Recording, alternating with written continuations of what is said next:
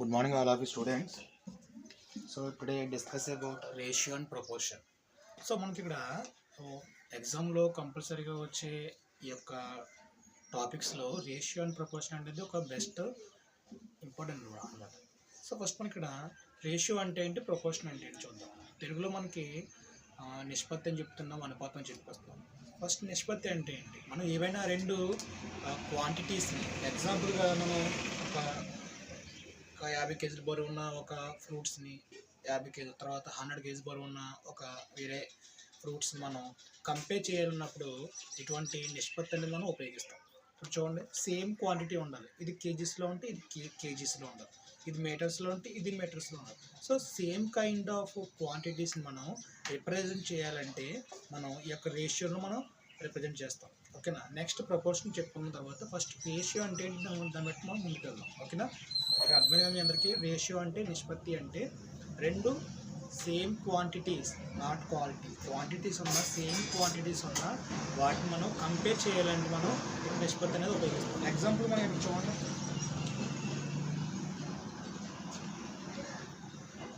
x:y అంటాం. x:y, x అనేది y అనేది మనకి నిష్పత్తిలో అని చెప్తాం. ఓకే, సింబల్ నిష్పత్తి అనేది ఇది అనమాట. సో ఇక్కడ x:y అనేది నిష్పత్తిలో ఉంది. దీన్ని ఏ విధంగా రాసుకోవచ్చు, ఇంతలో రాయాలంటే x/y అని కూడా రాసుకోవచ్చు. ఓకేనా. సో నిష్పత్తి అంటే ఏంటంటే మనం ఏవైనా రెండు రాసులను మనం సమాన క్వాంటిటీస్ ఉన్న రాసులు మనం చూపించాలంటే, రిప్రజెంట్ చేయాలంటే మనం నిష్పత్తి అనేది ఉపయోగిస్తాము, రేషియో అనేది ఉపయోగిస్తాం. ఓకేనా. ఇక్కడ ఇది కేజీస్లో ఉందనుకో, కిలోగ్రామ్లో ఉందనుకో, ఇది కూడా కిలోగ్రామ్లో ఉండాలి. ఓకేనా. సేమ్ కైండ్ ఆఫ్ యూనిట్స్ ఉండాలి. సో వాటిని మనం నెక్స్ట్ మనకి ఇక్కడ 20 కేజీస్ ఉంది. ఒకవేళ ఫ్రూట్స్ అనేవి ఒక యాపిల్స్ ఉన్నాయి, 20 కేజీస్ ఉన్నాయి. నెక్స్ట్ బనానాస్ ఉన్నాయి, ఇవి ఒక 40 కేజీస్ ఉన్నాయి. ఈ రెండింటిని మనం రేషియో చూపించాలంటే ఎలా చూపిస్తాం, మనం 20:40. సో ఇటువంటి సేమ్ కైండ్ ఆఫ్ క్వాంటిటీస్ ఉన్న వాటిని మనం రిప్రజెంట్ చేయాలంటే మనం రేషియో అనేది కంపల్సరీగా ఉపయోగిస్తాం. దాన్ని మనం 20:40 అని చూపిస్తాం. ఓకేనా. ఇక్కడ మనకి 0 క్యాన్సిల్ అయితే 2:4 అనేది మనకి దీని యొక్క నిష్పత్తి. ఇవేమో యాపిల్స్, ఇవేమో మ్యాంగోస్.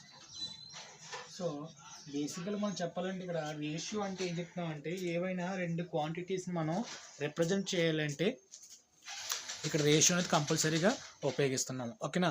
సో మనం ఇక్కడ రేషియోలో మనకి ఎగ్జామ్లో డెఫినేషన్ ఏం అడగడు, మీకు తెలియడం కోసం చెప్పాను. నెక్స్ట్ ఇక్కడ ఈ రేషియో మీద ఎటువంటి ప్రాబ్లం ఇస్తాడు చూద్దాం. ఓకేనా. ఫస్ట్ మనకి రేషియో మీద ఎటువంటి ప్రాబ్లం ఇస్తాడో చూద్దాం.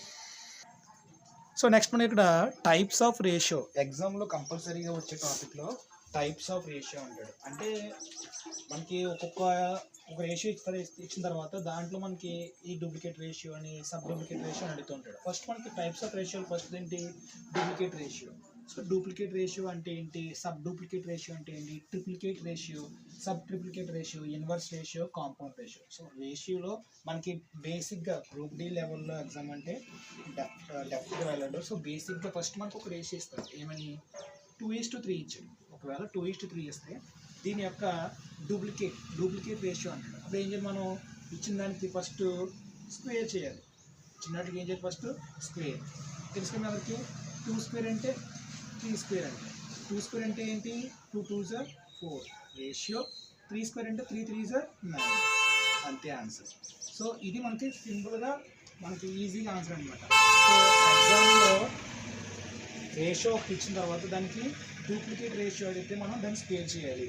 సో అయిపోయింది. నెక్స్ట్ ఇక్కడ చూద్దామా, సబ్ డూప్లికేట్ రేషియో అంటే ఏంటి. సబ్ డూప్లికేట్ రేషియో అంటే ఏంటి, ఇచ్చిన రేషియోకి ఒకవేళ ఎగ్జామ్లో మనకి ఇక్కడ 4 9 ఇచ్చాడు.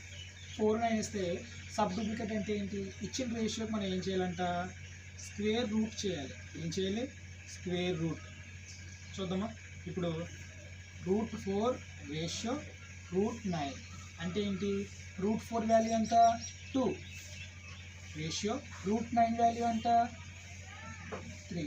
ఇది మీకు తెలియాలంటే ఎలా చేయాలంటే √4 రేషియో √9 ఉంది. ఓకే, √4 ఎలా రాసుకోవచ్చు మనం, 2 2s రాసుకోవచ్చా రేషియో, 9 రాసుకోవచ్చు, 3 3s 9. ఇప్పుడు రెండు 2లు ఉన్నాయి కదా, ఒక 2 తీసుకోవాలి ఆన్సర్. ఎందుకంటే స్క్వేర్ రూట్లో లోపల 2 ఉంటే సమానంగా 2 ఉంటే ఒకటి తీసుకోవాలి రేషియో. ఇక్కడ 2 సమానంగా ఉన్నాయి కదా ఒకటి తీసుకోవాలి. సో ఆన్సర్ ఇక్కడ 2:3. ఎగ్జామ్లో మనకి బేసిక్గా ఒక రేషియో ఇస్తాడు, ఇచ్చిన తర్వాత దాన్ని సబ్ డూప్లికేట్ రేషియో అని అడుగుతాడు. ఓకేనా? సో ఇలాగ వస్తే రేషియో స్క్వేర్ చేయాలి, అదేమో డూప్లికేట్ రేషియోని స్క్వేర్ రూట్ చేస్తే అదేమో సబ్ డూప్లికేట్ రేషియో. నెక్స్ట్ ఇక్కడ మనకి ట్రిప్లికేట్ రేషియో చూడండి. ట్రిప్లికేట్ రేషియో అంటే ఏంటి? ఏం కాదు, ట్రిపుల్ అంటే 3. అంటే యాక్చువల్గా ఏంటి, మనకి ఇక్కడ క్యూబ్ చేయాలి. ఏం చేయాలి? మనకి ఇచ్చిన వాల్యూని క్యూబ్ చేయాలి. ఎగ్జాంపుల్ మనకి చూడండి 2:3 ఇచ్చాడు.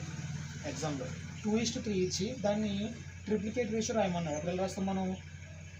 2 క్యూబ్ రేషియో 3 క్యూబ్. 2 క్యూబ్ అంటే ఏంటి? 2 × 2 × 2 రేషియో. 3 క్యూబ్ అంటే 3 × 3 × 3. చూడండి 2 2s are 4, 4 2s are 8. అంటే 2 క్యూబ్ యొక్క వాల్యూ ఎంత? 8 అనమాట. 3 క్యూబ్ వాల్యూ ఎంత? 3 3s are 9, 9 3s are 27. So మనకి ఇచ్చిన 2:3 యొక్క ట్రిప్లికేట్ రేషియో ఆన్సర్ అంతా 8:27. ఓకేనా? సో ఈ విధంగా మనం చేసుకోవాలి. నెక్స్ట్ సబ్ ట్రిప్లికేట్ రేషియో అంటాడు. అంటే ట్రిప్లికేట్ రేషియోలో సబ్ అనమాట. సో సబ్ ట్రిప్లికేట్ రేషియో అంటే ఏంటి? ఇచ్చిన వాటికి ఏం చేయాలి మనం? క్యూబ్ రూట్ చేయాలి. క్యూబ్ రూట్, అదేమో క్యూబ్, ఇదేమో క్యూబ్ రూట్. ఎగ్జాంపుల్ మనం చూడండి ఒకసారి.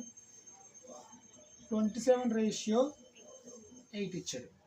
27:8 ఇచ్చాడు. అప్పుడు ఏం చేస్తాం మనం? ఇచ్చిన వాటికి క్యూబ్ రూట్ ఫైండ్ అవుట్ చేయాలి. క్యూబ్ రూట్ స్టార్ట్ చేయాలి.